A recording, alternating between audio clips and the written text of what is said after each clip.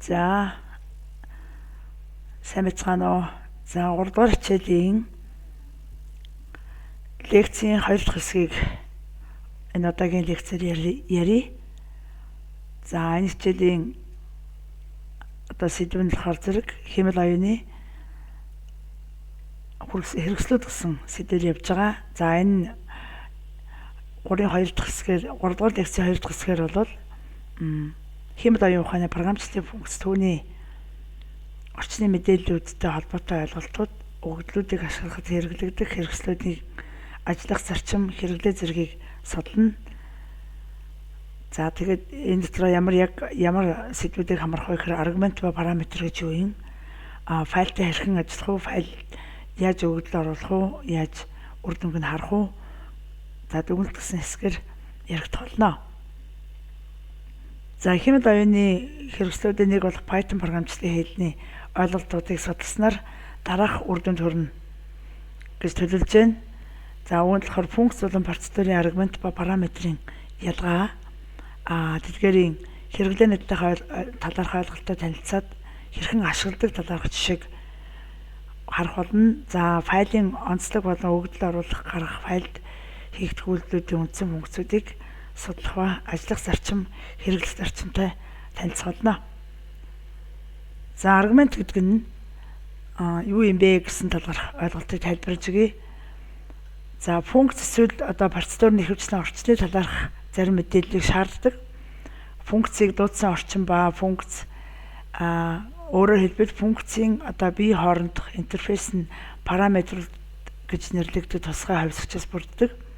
Эдгээр параметруудыг ашигласнаар функцийн дотор гаднаас бүх төрлийн объектыг ашиглах боломжийг олгодог.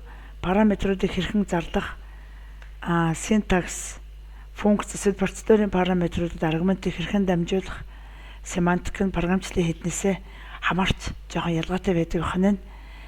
За тэгэхээр зэрэг аргумент гэдэг нь яг юу вэ гэхээр тухайн функцийг дуудах үед функц руу дамжуулж буй аливаа өгөгдлийн хэсэг байдаг. Харин параметр гэдэг нь болохоор функцэд дамжуулагчсан аргументыг хүлээн авах хувьсгч юм аа. Аргументуудыг функцийн нэрний хаалтан дотор зааж өгдөг тийм ээ. За бид нар өмнөх сэдвүүдээр бас энэ талаар ярилцсан. Функц яаж зохиох уу? Функцийн нэрний функц бол өөрөө нэртэй. За тэгээд хаалтан дотор бол аргументтэй байдаг. За тэгээд тодорхой тухайн функцээр үүсгэсэн үйлдэлийг буцаадаг ийм гол зарчмаар ажилладаг тийм ээ. За тэгээд тэрнтэй холбоотойгоор аргументын ойлголтыг дэлгэрэнгүй тайлбарлаж өгч байгаа гэж ойлгох хэрэгтэй. За тэгэхээр хэрэглэгч хүснээрээ олон аргумент нэмж болно. За тэгээд тэр хэрвээ олон аргумент ашиглаж байгаа бол тэдгээрийг хооронд нь таслаар тусгаарлана. За функц бол өөрийн аргументуудыг тооцоолол эсвэл бусад үйлдэлүүдэд ашигладаг. Аргумент нь өгөгдлийн төрлүүдийг авах боломжтой төдийгүй функц ч бас байж болно.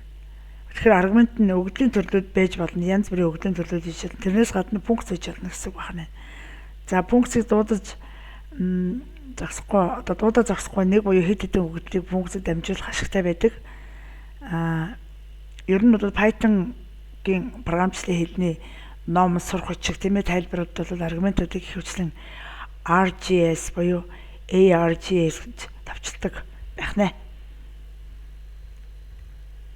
За Python хэл дээр функцийг өөр функц руу аргумент болгон дамжуулж болдог.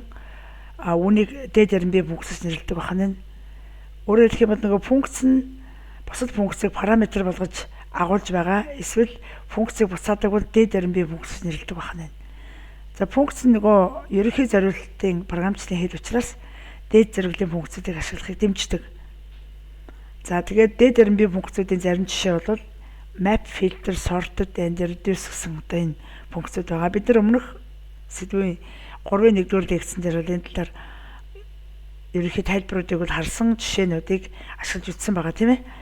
За жишээлх юм бол map функц бол оролтын жагсаалтын бүх элементүүд функцийг хэрэглээд функцийн дуудлагын бүх үр дүнг агуулсан шинэ жагсаалтыг нь бүгдийг буцаадаг. За үүнтэй адил бусад дээд яринбий функцүүд нь тусгай хэрэглээний тохиолдолтой байдаг байна. Тэгэхээр функцүүдийг аргумент болгон дамжуулах нь нөгөө кодыг таны бичиж байгаа кодыг бол илүү уян хатан дахин ашиглах боломжтой болгож өгдөг байна. Мөн үүнээс гадна янз бүрийн үйлдэлүүдийг гүйцэтгэдэг одоо функцүүдийн багцыг тодорхойлж тэдгээрийг оролтын өгөгдөлд ашигладаг дээд ярим бие функцэд аргумент болгон дамжуулж чадна. За энэ аргумент болгон дамжуулж буй функцүүдийг өөрчилснөөр одоо янз бүрийн хувилбарт тохируулж болох илүү ерөнхий код бичих боломжийг олгодог, хэрэглэгчтэй олгодог ийм онцлогтой байх нэ. Тэгэхээр бид нэр одоо нөгөө дээд ярим бие функцүүдийг хэмэд оюун ухааны одоо хэрэгсэл болгон ашиглаж болдгоо гэсэн үг байна. За жишээ нэг аргументтэй функц. За бид нэр төрөж хичээл дээр ирсэн те өнгөрсөн лекцэн дээр яригдсан одоо 3 нэгдүгээр лекц гэсэн үг шүү дээ. За diff гэдэг дэлгүүр үгийг ашиглаад функцийнхаа нэрийг тодорхойлоод өгсөн байна тийм ээ. За энэ ихний жишээн дээр за тэгвэл энэ дээр my function гэдэг нэртэй функц хаалтан дотор овг гэсэн нэртэй аргумент байх нь. За тэгээд энэ дотор боржгон овгт гэдэг дээр тэр овгийн утгыг нэмж хэвлэнэ гэсэн үг. За тэгвэл жишээлбэл my function гэдэг функцийг дуудахдаа бата гэдэг өгөх юм бол бата дээр нэмэх нь боржгон овгт бата, боржгон овгт дорж, боржгон овгт туяа гэж хэвлэнэ гэсэн үг байна. За тэгвэл аргумент төгөө тохиолдолд буцаах утга юу байхгүй байх нь гэсэн үг. Жишээлбэл аргумент төгөө гэдэг нь функцийн дэрний ард хаалтан дотор хоосон байна гэсэн үг. За тэгвэл энэ тохиолдолд бол яг энэ функцээр юу ч хэвлэгдэхгүй non гэсэн үр дүн хэвлэнэ гэсэн үг болж байна тийм ээ. За тэгвэл жишээ 2 дээр бол аргументтэй функц. Хоёр аргументтэй байна. За тэгээд хоёр аргументын утгыг овг гэдэгтэр нэмэх нь хоосон цай үлдээд ард нь нэр гэсэн утгыг хэвлэнэ. За тэгвэл энэ дээр яг my function гэдгийг дуудлаа инхээ гэдэг өгчлөө. Тэгмүүд энэ дээр нөгөө хоёр аргумент бичих ёстой байтал ганцхан аргумент өгчөнгүүд энэ алдаа болоод хэвлэгдэнэ гэсэн байна. За дараагийн функцэн аргументтэй. Өөрөөр хэлбэл аргументын утганд функц гэдэг дээд ярим бие функц болж байгаа гэсэн үг тийм үү? За тэгвэл аргумент function гэсэн нэртэй функцийн нэртэй. За аргументын эхний утга нь бол функцийн дараачих нь s гэсэн хувьсгч байна. За тэгээд function s-ийг буцаана гэсэн байна. За тэгвэл CFD гэдэг квадрат гэсэн нэртэй функц зохиосон байна. Энэ s гэсэн аргумент нэг аргументтай байх нь энэ бол хоёр зэрэг төвшүүлнэ, квадрат зэрэг төвшүүлнэ гэсэн үг болж таарч байна тийм үү? Энэ s-ийн утгыг хоёр зэрэг төвшүүлж байна. За тэгвэл үр дүнгийн авахын тулд энэ функцийг дуудсан байна тийм үү? Arg function гэдэг функцэд дуудаа. За тэгвэл энэ function гэдгийн оронд энэ том утгыг квадрат зэрэг төвшүүлдэг функц дуудагдж байна гэсэн үг байна шүү дээ. Квадрат гэдэг функц маань энд дуудагдж байна. Тэгээд тасал тавиад s-ийн утга нь 3 гэдэг юм бол 3-ын квадратд 9 гээд үр дүнгийн энд хэвлэж байгаа гэсэн үг байна. Тийм ээ. Тэгэхээр аргументтэй, аргументгүй, нэг аргументтэй, хоёр аргументтэй гэх мэт олон хувилбараар функцүүдийг тодорхойлох боломжтой байдаг байна. За параметр. За тэгвэл параметр гэдэг нь функцэд дамжуулагдсан аргументыг хүлээн авах хувьсгч. За өөрөөр хэлбэл параметр нь хувьсгчийн хаалтан тодорхойлсон хувьсгч юм аа гэсэн үг байна. За тэгвэл байршлын болон нэртэй аргументуудыг авахын тулд нийтлэг урдаа од бичээд args ба эсвэл хоёр од бичээд k args гэсэн функцийг одоо ийм бүтцийг яг ашигладаг байна. За ер нь функцэд олон аргументыг дамжуулахад args болон одоо энэ одтой args болон нэг одтой args те хоёр одтой k args гэсэн яг бүтцийг ашигладаг байна. За keeps args бүтцийг args-ийн өмнө байрлаж болохгүй хэрэг үнийг хийх юм бол алдааны мэдээлэл өгдөг байна. Хэрвээ хоёр одтой keep аргумент болгон дамжуулахыг зорьсон боловч тухайн утгын түлхүүр нэрлсэн параметр нэртэй таарч байгаа тохиолдолд нэрлсэн параметрууд бол хоёр од keep args хоорондын зөрчилдөөнөөс болгоомжлох шаардлагатай байдаг байна. За энэ од гэсэн операторыг зөвхөн функцийн мэдээлэлд ашиглахаас гадна тэдгээрийг дуудах үед ашиглаж болдог байна. За тэгвэл параметрын жишээ.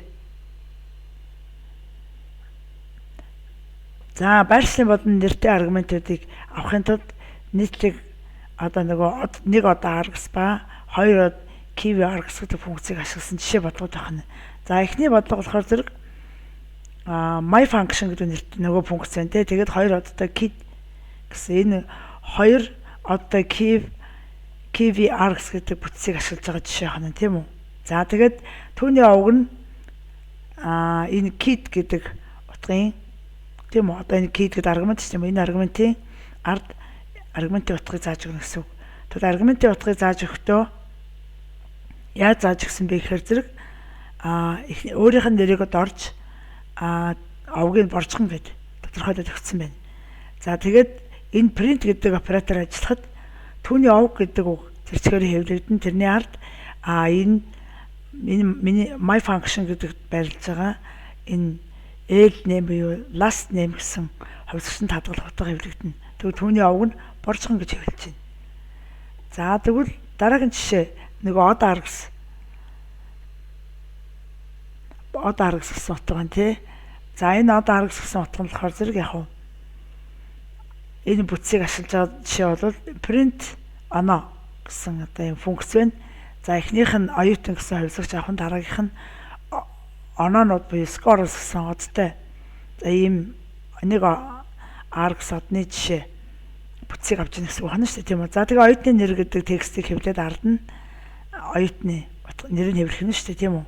За тэгээ онооны утгыг бол score гэдгээс эхлээд scores хүртэлх бүх оноог авна гэсэн үг. Score гэдэг хавсчаал амжуулаад. За тэгвэл print оноо гэдэг функцийг дуудахад оюутны нэрэн дээр энэ k.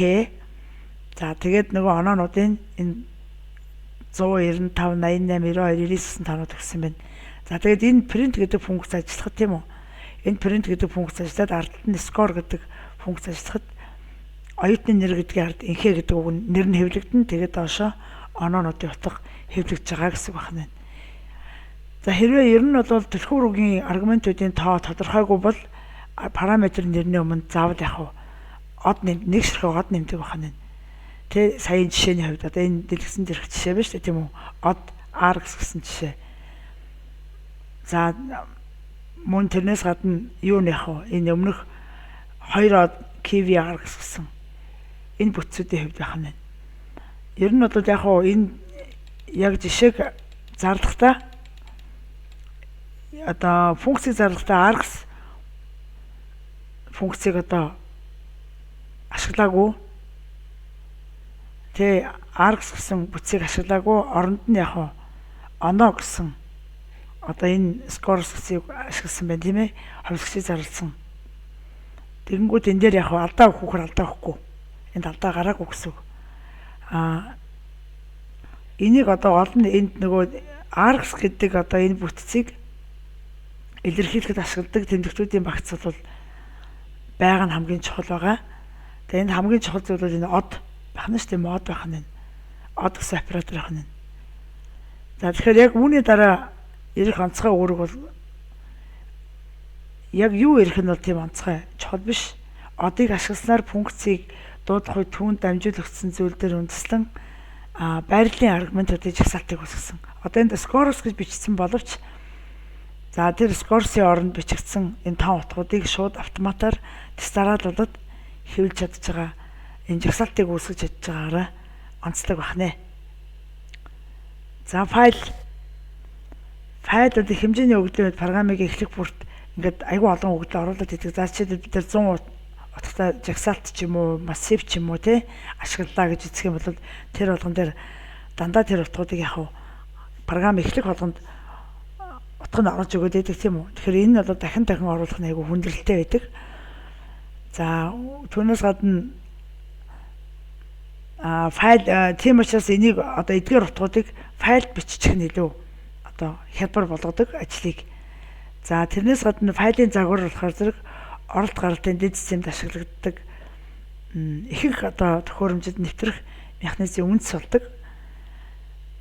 За Python бол яг файлуудтай ажиллах функцүүдийг агуулсан програмчлалтын үүднээс альва файлтай ажиллах 3 одоо үе шат байдаг тийм файлыг нээх, файлаас мэдээлэл унших, файл руу бичих, файлыг хаах. За энэ 3 одоо үе шат бол зайлшгүй ямар ч програмчлалын хэлэн дээр энэ 3 үе шат заавал байдаг. Тэгээд эдгээр үйлдэлүүдийн хувьд бол нэг буюу өөр үйлдэлийг програмчлах яг нэлээд олон төрлийн одоо операторууд байдаг. За тэгээд тэр операторуудыг одоо тус бүрдэн авч үзье. За файлтай ажиллах дараа бол файлыг эхлээд нээн. Файлтай ажиллах бусад аргыг ашиглаж бэлтгэж өгнө гэсэн үг тийм ээ. За файл дээрх одоо үйлдэлүүдийг гүйцэтгэнэ. За тэгээд файлыг хаана. За Python бол файл үүсгэх, унших, шинжлэх, устгах гэсэн хэд хэдэн функцтэй. Эдгээр нь Berlin стандарт функцтэй байдаг. За файлтай ажиллах open арга. За энэ open арга гэхээр зэрэг open одоо гэсэн функцийг ашиглана гэсэн үг байна. За энэ дөрөв нь болохоор зэрэг энэ файлыг нээхийн тулд эхлээд нь файлын объектыг ашиглана. Файлын объектэд утга олгож өгөхдөө open гэдэг функцийг дуудаад хаалтан дотор файлын нэр, хандах горим. За тэгээд encode болон buffer хийх хэлбэрүүдийг тодорхойлж өгнө гэсэн үг. За файлын нэр дээр бол файлын нэр бичнэ, ард нь төрөл нь бичигдэнэ. За энэ бол нээх гэж байгаа файлын нэр байна гэсэн үг. За access mode гэдэгт нь болохоор нөгөө хандах гэж би одоо нээж байгаа файлдаа хэрхэн хандах вэ? Уншихаар хандах юм уу? Бичгээр хандах юм уу? Гэсэн гормыг тодорхойлж өгнө гэсэн үг. За тэгээд энэ buffer хийнэ гэсэн үг. Buffer хийнэ гэвэл нэг эсвэл яг 0 гэсэн утга нүгэл хийхгүй. 0 гэх юм бол buffer хийхгүй. Нэг байх юм бол buffer хийнэ гэсэн үг. Тэгээд мөрний buffer үүсгэн нэгээс их бүхэл том утга өгсөн бол buffer-ыг заасан хэмжээгээр хийнэ гэсэн үг. Buffer хийнэ болохоор мэдээллийг ингээд хэсэг хэсгээр багцаж уншаад хадгалж байгаа тэрийг нэг хэвлэх үйлдэл юм уу дараагийн өгсөн үйлдэл дээр тэр өгдлүүд дээрээ үйлдэл хийгээ явна гэсэн үг. За encoding гэхээр зэрэг тэмдэгтийн кодчлыг заана. Програмын хэлсэн UTF-8 гэсэн кодчлыг зааж өгөх шаардлагатай. За энэ нөгөө текстийг дамжуулж байгаа тохиолдолд дамжуулалтын формат нь Unicode transformation форматыг 8 битээр дамжуулна ашиглана гэсэн энэ кодчлыг ашиглана гэсэн утгатай байх нэ.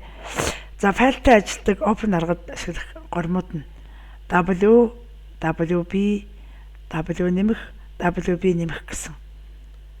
За энэ болохоор зэрэг W болохоор зөвхөн бичгэд зориулсан. Энэ бол анх дахь горим.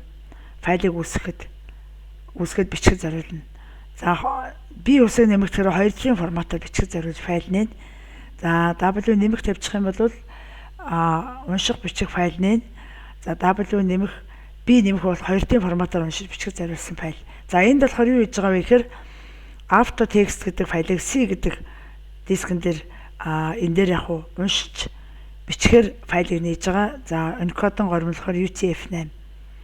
За тэгэхээр энэ уншиж бичих гормоор файлыг үүсгэж байна. За тэгээд 1-с 3 хүртэлх 3 ширхэг одоо автомашины маркийг мэдээллийг оруулна гэсэн үг. Марк гэдэг дээр нь автомашины маркийг оруулна. За тэрийг write гэдэг функц ашиглаад бичиж байгаа. За энэ файл руу бичиж байгаа гэсэн үг шүү. Энэ зааж өгсөн файл руу энэ хувьсгчаар дамжиж очиж байгаа. За тэгээд /n гэхээр дараагийн мөрөнд шилжээд нэг мөр алгасаа дараагийн мөрөнд нь үйлдвэрлэсэн оныг тодорхойлж өгнө. За хэдэн онд үйлдвэрлэсэн ямар нэртэй машин бэ гэдгийг энэ чинь тодорхойлоод өгчихнэ. Тэгээд дараа нь өнгийн зааж өгнө. За ингээд энийг хэдэн удаа давтах вөхөр энэ давталт нь 1-с 3 хүртэлсэн учраас 3 удаагийн 3 машины файлыг өгдлийг оруулчихна гэсэн үг. Тэгээд өгдөө оруулаад дууссан учраас файлаа хагаад дуусж байгаа. За тэгэнгүүт энэ дээр цаана нөгөө C дискэн дээр auto гэдэг файл үүсгэсэн байгаа гэсэн үг. За файл дотор нөгөө миний оруулсан өгдлүүд энэ чинь хадгалагдсан байгаа гэсэн зургийг энд оруулсан байна.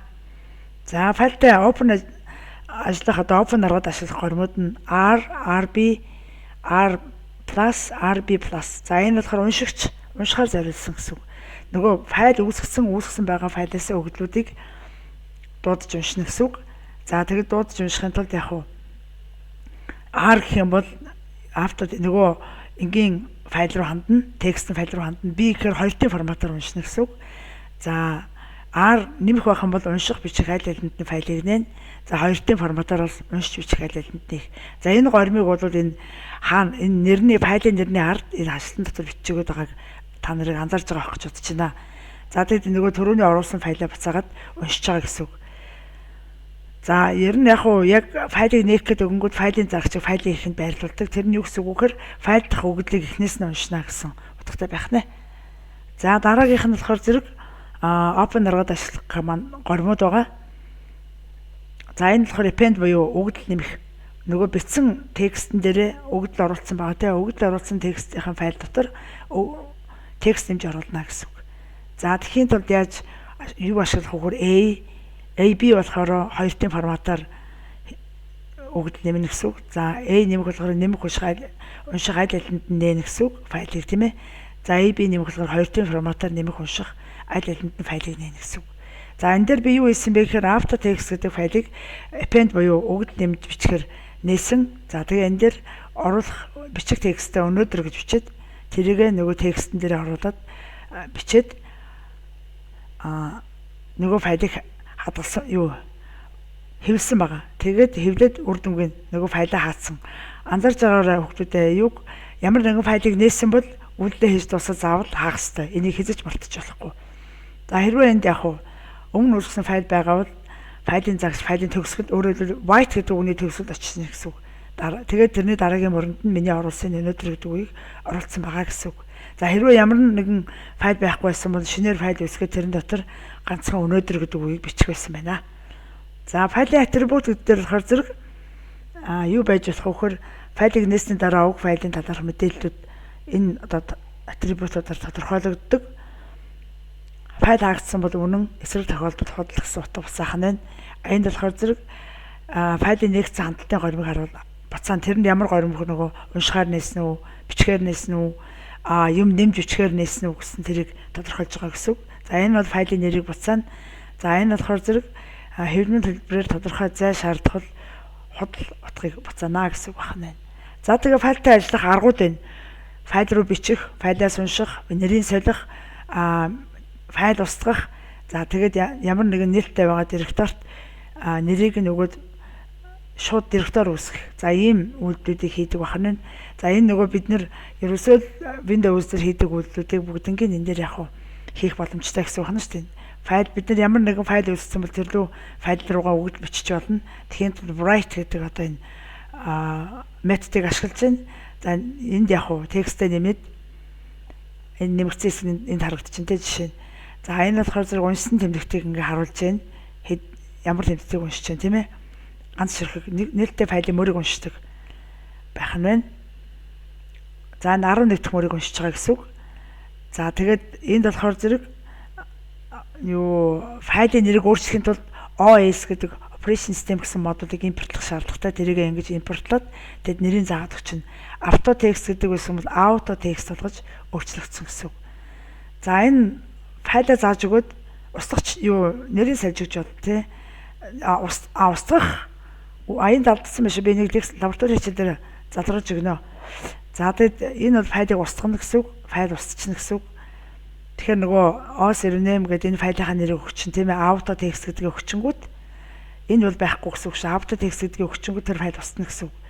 За ингээд энэ болохоор зэрэг одоо нээлттэй байгаа хавцсан дотор фолдер дотор шинээр car гэсэн нэртэй фолдер үүсгэж байгаа гэсэн үг байна. За тэгээд энэ удаагийн лекцээр одоо функц дэх аргументын онцлог, параметр шалгах ялгаа, хэрэглээнийг хэрхэн хэрэглэх вэ гэсэн зарчмыг тайлбарлалаа. За параметрын онцлог түүний авч болох төрлүүдийг ямар хоёр төрлүүд байсан бэ гэдгийг нөгөө odd args за odd хоёр одтой KVR гэсэн одоо бүтцүүд байсан те тэр бүтцүүдийн талаарх ойлголтуудыг энэ тайлбарлаж ирсэн. За тэгээ файлыг одоо хэрхэн нээдгийн, хэрхэн уншдгийн, файлаас өгдөл уншдгийн, тэр хэрхэн одоо өгдөл нэмдгийн. За файл нээсэн бол үйлдэлээ хийгээд заавал хаасан байх ёстой гэсэн ийм зарчмаар ажилладаг гэдгийг бид нэр өнөөдрийн лекцээр өнөөдрийн юу ах вэ? Энэ удаагийн лекцээр бид нэр туршиж үзлээ. За тэгээд энэ талаарх одоо даалгаврыг бид нэр лаборатори хичээлээр туршиж үзнэ. За асуулт байвал нөгөө сургууль удирдах системийн зурвасаараа илгээгээрэй. Анхаарал тавьсанд баярлалаа. Дараагийн лекцээрт түр баяртай.